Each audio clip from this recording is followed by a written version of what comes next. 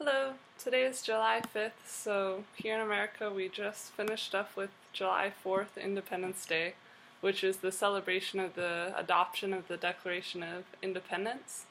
And I thought it was a good time to talk about how that holiday is related to the idea of American exceptionalism, and how on the 4th of July we are celebrating our people's right to self-determination, and how if we've been unjustly ruled, we absolutely, in our own human dignity, have the right to create rules for ourselves, and how in so much of our political discourse today, we absolutely do not honor those same kind of ideals for people all around the world that are fighting for their own self-determination. And in our bloated power and our idea of being exceptional in the world, morally exceptional in the world, we think that we have the right to go ahead and control the peoples from all over the world, and we certain times it's very, very purposeful, but often inadvertently turning what could be used by them for them to our own purposes, and usually the purposes of our large corporations.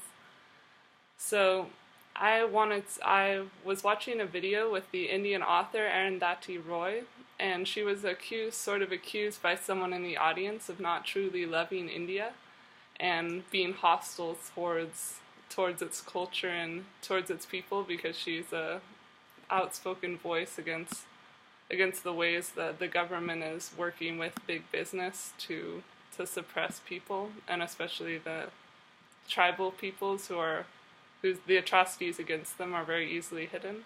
So I wanted to read a quote that she said in that article in a response to her not being patriotic or loving her country.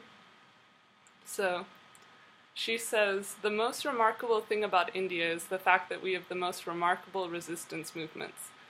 You have the poorest people in the world resisting the richest corporations, putting their bodies on the line to ask the world the most profound question the world can be asked, which is to redefine the meaning of civilization, to redefine the meaning of happiness, to redefine the meaning of modernity."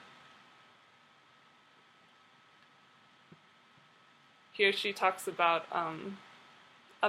why she does what she does, and if any of you guys have skepticism about protesters, even though there's of course lots of interesting psychological elements that go into anger and protesting, think about these words.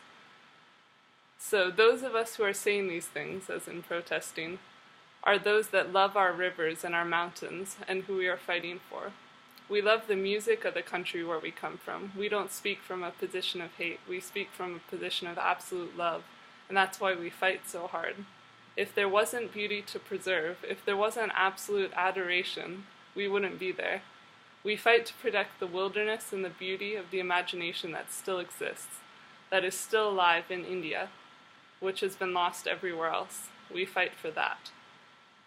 So think about what real love of country means in that context a little more. So, thank you.